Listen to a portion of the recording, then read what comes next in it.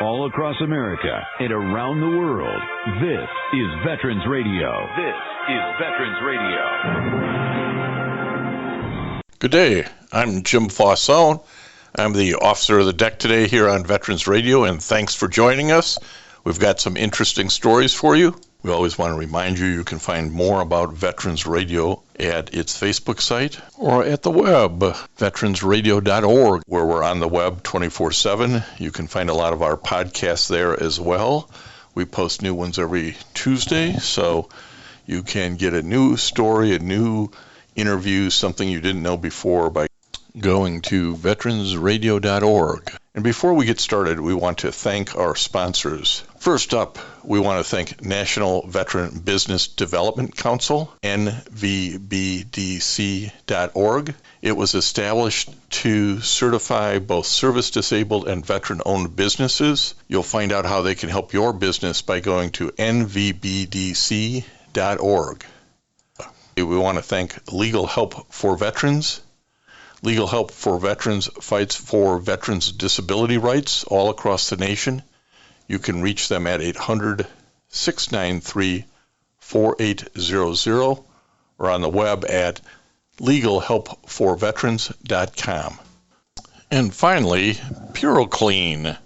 PuroClean is the paramedics of property damage. It provides water damage remediation, flood water removal, fire and smoke damage remediation, mold removal, biohazard cleanup.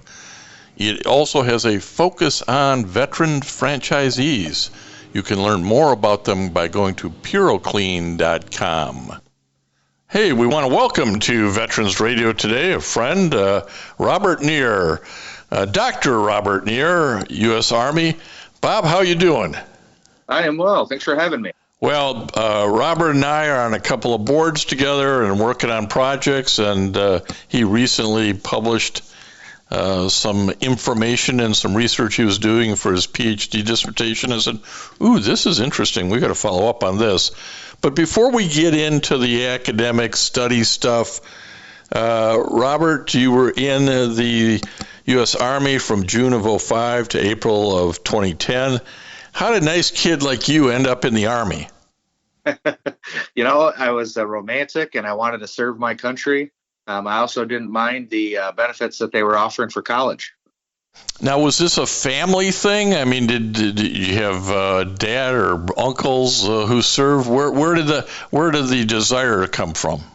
Yeah, so my grandpa, who I kind of grew up with, he served, and he didn't talk about it much, but I knew he served. And besides that, I really didn't have a lot of people around me that served in the military. I just knew that I could not afford college, and I wanted to go down a route that was paid for. But I also, like I said, being romantic, I wanted to serve my country and just serve people. Well, Robert is a father, a husband. The blended family has 3 kids. All of that kind of comes together post-service, doesn't it? Oh, yeah. Yep. Absolutely. Well, let's talk a little bit about your education, because I mentioned you recently received your PhD from Western Michigan University. You also hold a Master's of Public Administration, and from Pennsylvania State University, a Bachelor's of Science degree in Leadership from Grand Valley State University, and a General Studies Associate degree from the Central Texas College. Now, this is a kid who couldn't afford college, right? Yep. You kind of went all the way on your education. Talk to us a little bit about that. Yeah, thanks for pointing that out. I had no desire to continue to go. I got my first degree while I was still just getting out of the Army, which was an associate's degree, and I had a desire to understand leadership a little bit better, just from my experiences in active duty and a little bit in the National Guard after that. I sought the Leadership in Business program through Grand Valley. And after that, I was in the public service at that time, working for DHHS in the state of Michigan. And I had a desire to understand public administration a little bit better. I had my GI Bill left, so I doubled down and got it done. And I had no desire to go back, but the program director, Dr. Kieran Fogarty, I kind of came across him in a work professional setting, and when I was working in nonprofit field, and he just a great leader, good person, and he was the director of that program, kind of recruited me. I ended up going through the program. Took me a little bit longer than I thought because I was the deputy director for the state of Michigan's Veteran Affairs for the 4.5 years. So that took quite a bit of my time. So it was postponed, and I had to jump back into it after I left that role, and I was able to get it done, finished up in this last year. So I wanted to chase the program, which was a PhD in interdisciplinary health sciences. And it helped me understand a lot about research and the systemic ways that you do scientific research to make sure that you're doing it properly and you are, you're not biased and you're doing it in a way that supports the mission of what you're trying to accomplish with your research. So just a wonderful program. I was very blessed to take it. And I'm happy to be done with it. Yeah, I'm sure. But the reason we're talking is because we're going to talk not about, this is just my opinion. We all got opinions, right? This is research-based with some conclusions, some information that I want to get across to folks. But that's the key, to realize that there was rigorous research put to this work.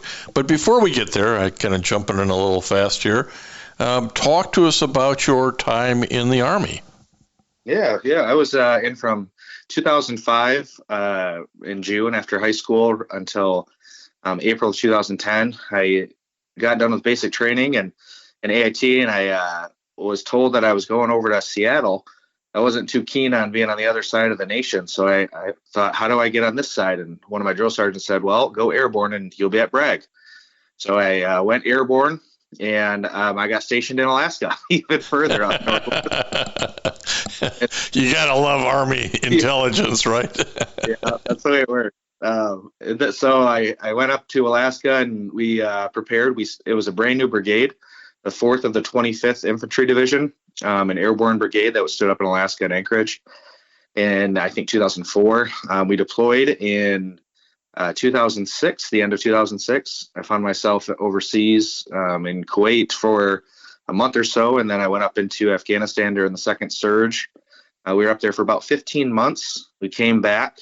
It was a very effective deployment. We were very busy working the COIN mission, counterinsurgency, under General Petraeus during that time. And just, like I said, very busy, very successful mission. We did lose a lot of people. I think we lost 79 from our brigade during that deployment, not including our external assets from the National Guard and Reserves. So just very busy. We got back 11 months of downtime, and I was stop lost, involuntarily extended, and sent back over to Afghanistan. I was there for a little over 11 months, almost 12-month deployment, came back, and I got out of the military. And I ended up joining the National Guard for 2 years and staying right next to my home in Michigan and kind of chasing academic pursuits in life with my young family at the time. Well, with 2 tours in Afghanistan, you really saw, some of the worst of that 20-year war. It's one of those things that never leaves you, does it?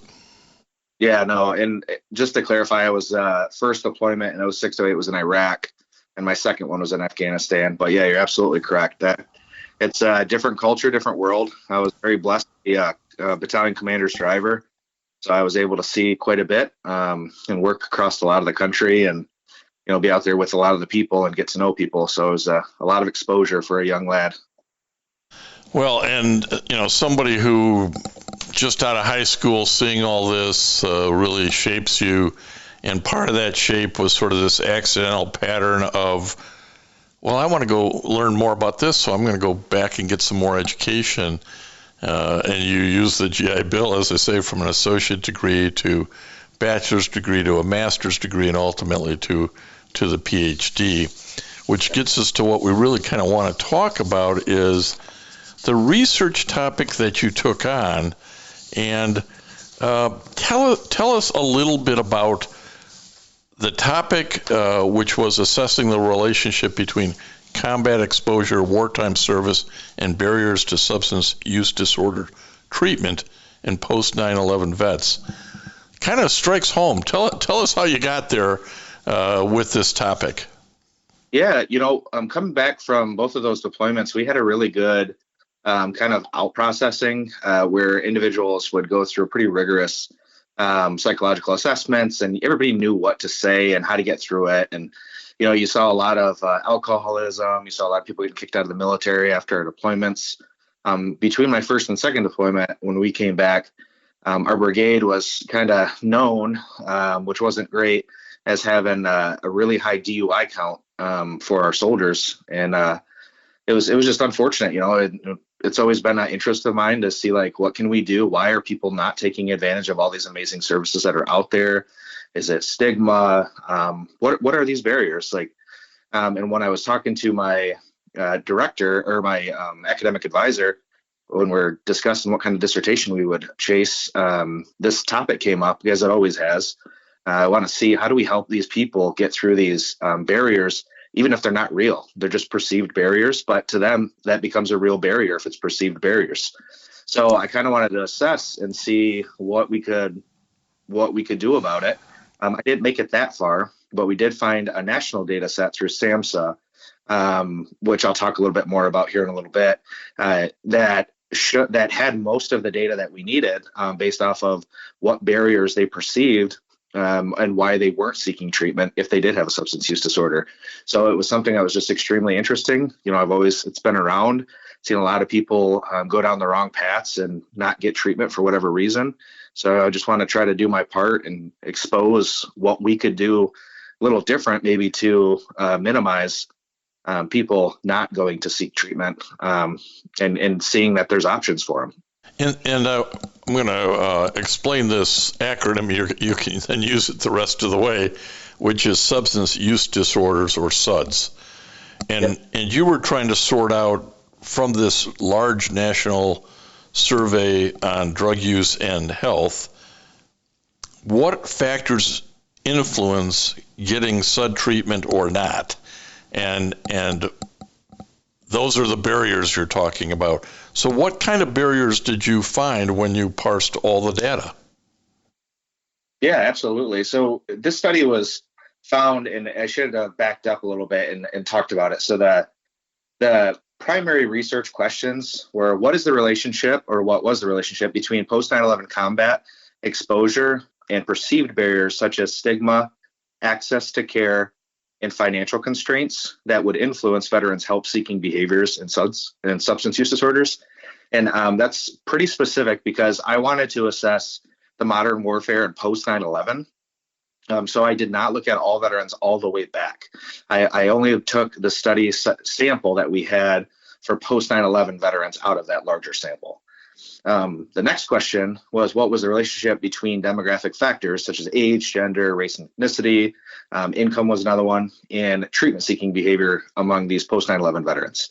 So I was really focused on those two areas, and it's extremely significant, because this study the goal was to address critical gaps in SUD treatment access for post 9/11 veterans, because each generation has, a different, I wouldn't say ambient, but a different, experience. They have a different culture. For the most part, veterans are pretty similar, but that generational differences do make a difference with their experience, and, a little bit more wisdom with time from our Vietnam veterans leading the path and advocating so much for all these benefits that maybe all these post 9/11 veterans aren't taking advantage of, if that makes sense. It does. And one of the things that was a key finding that you had was sort of the degree of SUD prevalence between 9/11 combat veterans, 9/11 non-combat veterans, and the general population. Explain to us a little bit about that differential, and why trying to sort out what the barriers are to treatment, why that's so important for combat exposed veterans. Yeah, so like I said, the three main were stigma. They're in the national data set, which was, like I said, I'll go through it all here in a second. But the national data set that we used, it had three primary categories. It was basically financial, It was your stigma or culture around it. And then the last one was access to care. So logistical barriers. So stigma, financial constraints, and access to care. And those were the main perceived barriers that are going to kind of influence whether or not people did seek treatment or not. And what we found was that anecdotal costs or financial constraints were kind of a key finding that were a perceived problem, and it made veterans 28% less likely to go seek treatment if they had those perceived barriers or financial constraints in their life. We did find that if you had over $75,000 a year in income, you were 3.42 times more likely to seek treatment if you acknowledged that you had a substance use disorder than those who were less than $75,000, which was pretty significant considering, it's 3.5 times more likely to seek treatment than those who are less than 75K. And then there was no indication. One thing that was that we found, which we were seeking to see if there was an indication or a significance, was that veterans who were exposed to combat in overseas or whatever, their self-designated combat exposure, that there was no significance in them seeking treatment or being more likely to seek treatment. That's a really, when I read your research, I was really surprised by that, because combat exposed veterans were almost double likelihood of a SUD situation than non-combat veterans, and I don't know, 2.5 times or something greater than the general population. So the guys with the problem seem to be okay. Well, they're combat exposed veterans, so that probably is going to factor into why they don't go and get treatment. But that didn't turn out to be a driver at all, did it? No, and that's the thing with this study. I should talk about it real quick on the data set that he used, so that way people can reference it. The data set is a very well-known National Survey on Drug Use and Health, which is also NISDA, and it is from SAMHSA, which is the Substance Abuse and Mental Health Services Administration for America. They do this very large survey across the whole nation on an annual basis, and from my study, there was about just over 59,000 participants in the survey. But I focused on, also out of those 59,000 participants, about 1,980 they had service in the military, and 838 of those, out of the entire 59,000, 838 were post 9/11 veterans. And then post 9/11 veterans who served in combat was 450 out of those 830. So that was, just to give you a kind of idea of how big the data set is and how well known it is, before we dive into the results that you're discussing, because what we did find was that veterans, which let me reference this. I believe it's 9.6% of the general population had a self-identified substance use disorder.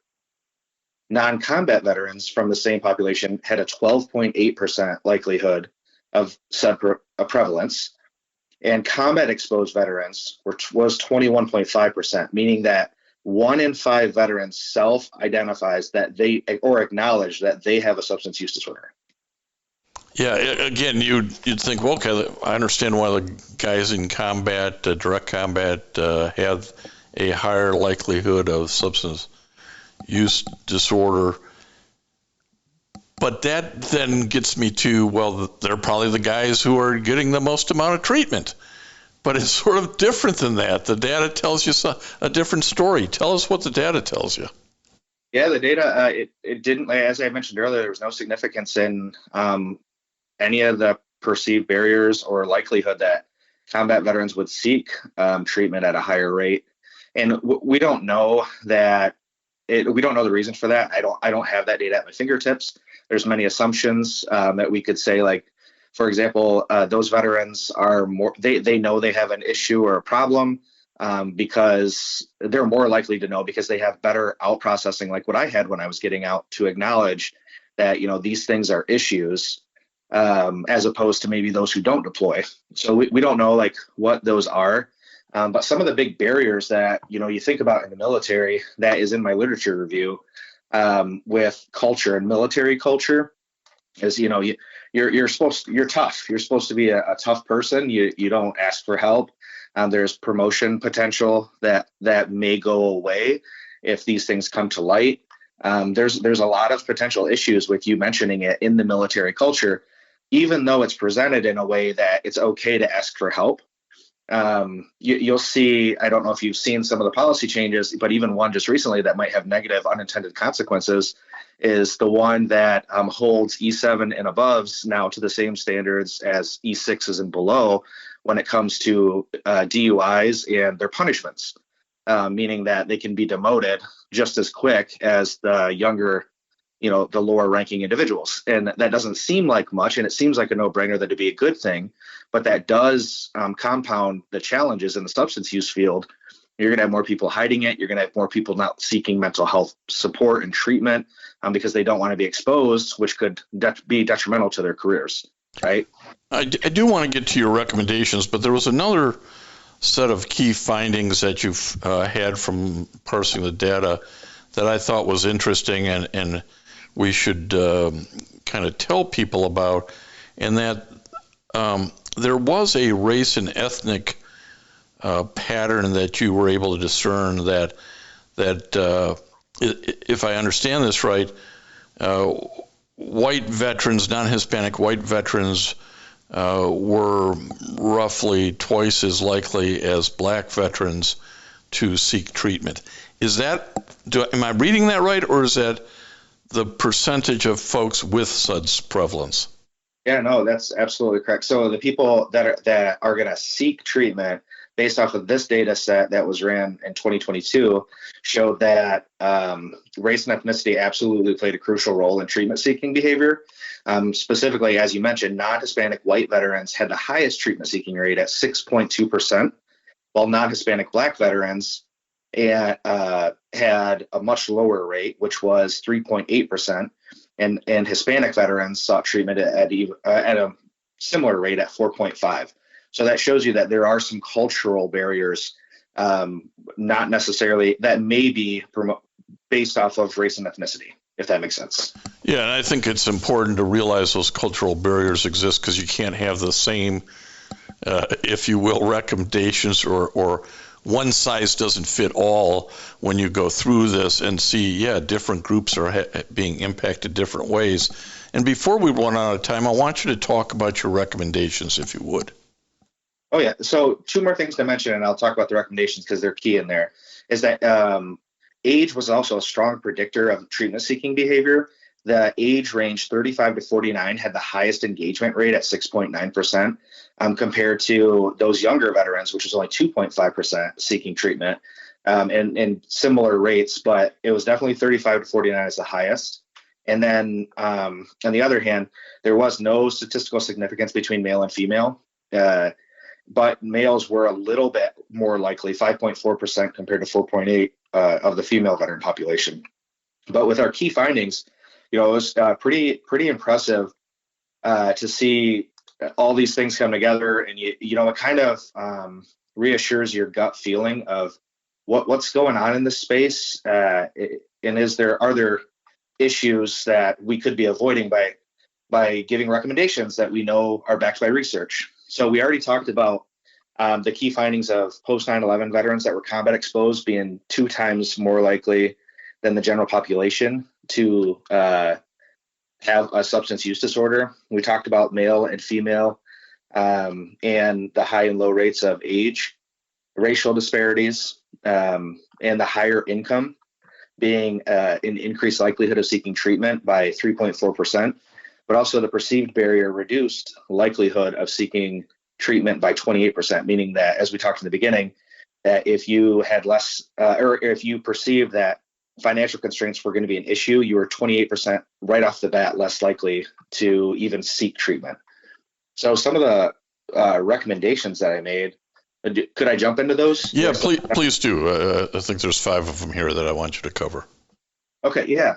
So the first one obviously is to expand financial support by covering indirect costs such as transportation, childcare, because we found out the ancillary costs are kind of a deterrent when it comes to seeking treatment, because insurance doesn't necessarily cover everything. They would maybe cover the treatment, but there's a lot more complexities going on in everybody's life that maybe we should be cognizant of when we're getting people into treatment for substance use. And I know there are some programs out there that are very effective, but I would advocate to promote those. But also funding for gender specific with integrated care, meaning that we would bring all care together, not just their substance use disorder care, but also their mental health care, their physical health care in one location. So that way that individual can have a full, supported substance use treatment experience. Our second recommendation was to reduce stigma by utilizing veteran-led campaigns and peer support while increasing access to confidential treatment options, which that's already kind of being done, and there's a lot of research being done in those areas, but I just want to encourage that and say the data supports it. We need to continue to increase it. The third was to enhance cultural competence by training providers in culturally tailored care. We know that individuals that come in that maybe had a sheltered life or they've had limited exposure to different cultures with ethnicities or races are less likely to have a strong relationship with individuals of different races and ethnicities. And so what we recommend is focusing on these specific needs of minority veterans and female veterans, because that's going to help build up these providers by training them appropriately on how to interact and engage with them most effectively. And the fourth one was to improve access by standardizing trauma-informed and integrated care models by expanding telehealth services. So we strongly believe there's a lot of research out there that shows that this is, it already works, and you can see a lot of that in my literature review. You can see it out there by yourself in your own research, just by showing and exploring a little bit that integrated care models and telehealth services are really opening doors that weren't there before for geographically displaced veterans that may have limited access to care. And then the fifth one, it also helps with the financial constraints as well. So it does help, mitigate the high financial constraints of treatment from facilities when you can do some of it from home. And then the last one here was I recommended to address disparities by targeting outreach efforts for minority and low-income veterans and kind of debunking myths, which I know we're already working towards that, but we're not quite there with a consistent message across the nation. And we just need to strengthen partnerships between the VA and community organizations, which once again, the VA is really working hard to do this. We're just not quite there yet. We just got to continue to advocate and push that needle because as we see in research across the board from many colleagues and individuals out there doing this kind of work, that there's more to do. Well, I'll go back to, we all have a gut feeling on some of this and hey, we need to get our veterans who have substance use disorders into treatment. Well, we may have that gut feeling, wow, this is a barrier, that's a barrier. That's why it's nice to have the research done and have, give some support to gut feeling or changing in that gut feeling. We've been talking to Robert Neer, a PhD, airborne artilleryman, U.S. Army for, I think that's about 5-6 years, a couple of overseas deployments, and afterwards made his way all the way up through the academic roster to ultimately get a doctorate, and this is some of the dissertation research that he's done. Robert, did you finish this up where you thought it was going to go, or did it give you like, whoa, I wasn't expecting that? It was very in line with the literature that's out there. There was, a few findings that were really interesting that we had discussed throughout this time period. But I was really hoping to see if I could expose the probability or likelihood that a combat veteran is going to seek treatment or not, when there's really not any significance in the study that I was able to find. But I would advocate for other researchers out there to, maybe do more qualitative work, not necessarily all quantitative like what was done in the study. So that way we could really see what are the perceived barriers we're looking for that aha moment of how do we break down this wall and get people that need the help into the care they need so they can be productive members of society again. That's really all we're trying to do. Well, it's certainly a noble goal, and we appreciate the time that you took today to talk to Veterans Radio listeners and explain a little bit of this to us, so it kind of reinforces some of our good feelings, Robert Neer. I really appreciate the time that you gave us today, Bob. Yeah, thank you so much, Jim. I can't say enough how much I appreciate what you all do on the radio. I just love to listen and love to hear it, so keep up the good work, and thanks for having me on. And I want to thank everybody for listening to Veterans Radio today. I am Jim Fausone. It's been a pleasure to be your host. I'm a veterans disability lawyer at Legal Help for Veterans, and you can reach us at 800-693-4800 or legalhelpforveterans.com on the web. You can follow Veterans Radio on Facebook and listen to its podcasts and internet radio shows by visiting us at veteransradio.org. That's veteransradio.org. We again want to thank our national sponsors, the National Veterans Business Development Council, nvbdc.org, Legal Help for Veterans, a veterans disability law firm with a national practice before the VA, can help you on your claims and your appeals. It can be reached at legalhelpforveterans.com or 1-800-693-4800. And PuroClean, a leader in property emergency services. It's the paramedics of property damage, providing water damage remediation, flood water removal, fire and smoke damage remediation, mold and biohazard cleanups. You can reach them at puroclean.com or 800-775-7876. We also want to thank our local sponsors.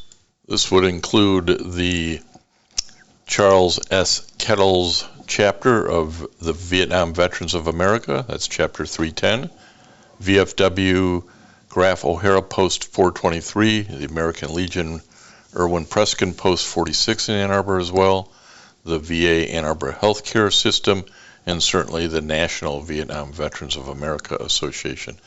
You can be a sponsor by going to veteransradio.org, clicking on the About Us and our sponsors, and help us out. Keep this program alive for the 21 and 22 years.